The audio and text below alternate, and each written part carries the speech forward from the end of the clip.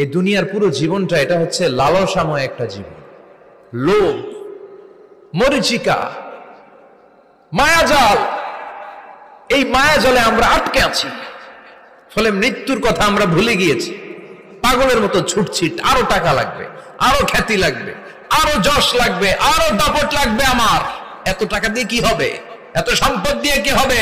এত ব্যস্ততা দিয়ে কি হবে তোমার? স্টপ, থামুন, অনেক হয়েছে। আন্না,